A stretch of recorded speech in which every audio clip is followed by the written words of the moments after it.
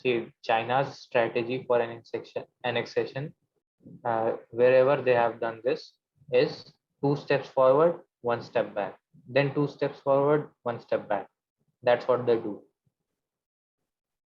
Like if you have followed the disengagement process that was happening in Ladakh, that's what Okay. their terms and conditions was. That we have come 4 steps in, we'll go back only 2 steps. That's what's happening in Arunachal, in Doklam. That's what they did. So basically, they're in the they're in for the long game, right? They're doing Yeah, it as a slow they are process. playing. Yeah, they are playing the long game from last almost 50 years, 30, 40 years after uh, the previous regime was overthrown or they got defeated or whatever. Because Okay. China's condition was very pathetic after this new communist party emerged, and right now it's a single party system in there. And Jinping Xi is Jinping, yeah. like Xi Jinping is the like prime minister, president, whatever he is for life. President for life. Yeah. Yeah. So now what Chinese did was, first they said that we will leave the monastery and the Dalai Lama, like we will give you autonomy, Okay. but you will come under the banner of China, People's Republic of China. The same way Hong Kong and Macau exist. Okay. Hong Kong was vacated by the Britishers much later, and Yeah. that's why that place had a different constitution. It had Yeah. democracy, unlike It the had rest of democracy, the and mainland even China. the culture that is being followed in Hong Kong is a bit different from what it is there in the whole Yeah, rest of the China, right?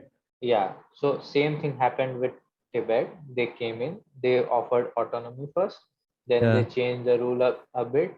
That first they said we will not interfere Yeah. in the selection of the Dalai Lama. Then Okay. they said, since you are under the banner of China, we will have a vote. Then we will have the majority vote. The majority, they try to appoint majority of the people there so that the voting goes in their favor.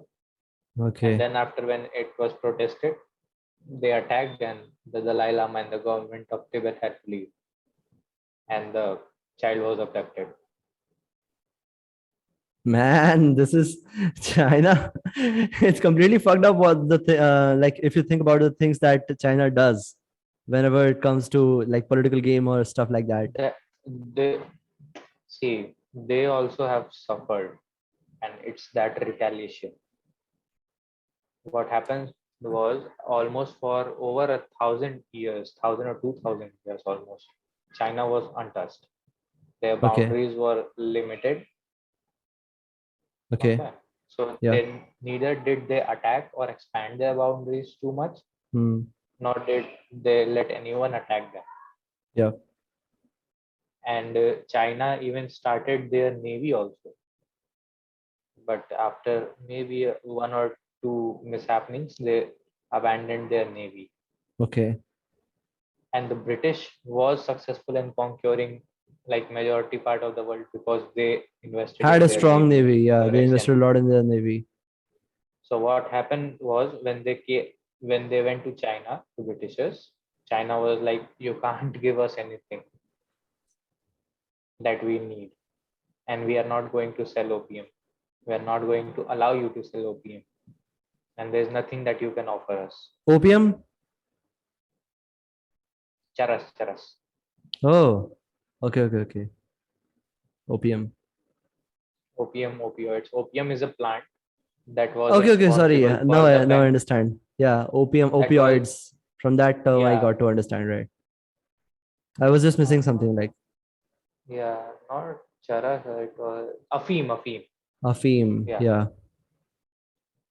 So what the Britishers did was, after a like very too much pleading and that those kinds of things, they were given permission by the British government to trade whatever they had to trade in a certain area. The Chinese were not using gold coins; they used the silver ones. So, and the British and the rest of the world mostly traded in gold. So that was also a difference. The British had nothing new to offer to them. China had silk. China has had spices, resources, cuisines, culture, everything, and Okay. the empire was strong. So when the Britishers got the permission, they began smuggling opium, which they were forcibly growing in India and in these parts. And slowly, first they smuggled, they made the population addicted. Then the population was useless, the population of China. After Okay. that, they forced the empire to make it legal. It's kind of a game that I've already heard of. Like make the make the majority of the public addicted to something, and after that, they will follow Yeah, your lead and everything, right? yeah. So they made them addicted. Yeah. After that, when the empire weakened, they took over. And Man. also know this, that they used to grow this opium in Bihar and Bengal and all those areas, and that is why the 1905 the Bengal famines, basically as we know it, there was a Yeah. like There's a famine in that Bengal.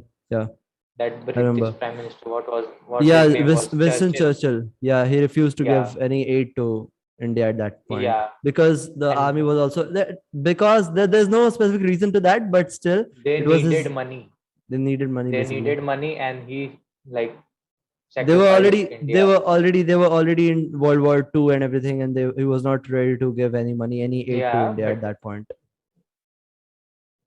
it's not about he was not ready because of the war. He was an asshole. Yeah, he We was are not. talking Yeah, about a obviously, time. We are talking about a he time was when there was white supremacy all over the world. he was a deep racist. We already know this. It's Yeah. declared. So yeah, and the famines actually happened because opium takes a lot of nutrients while growing. So and after repeated cultivations, because demand was growing in China, they were cultivating it again and again Again and without again, giving the land the time. and the land The became similar barren because of that, right? barren. Yeah. Yeah.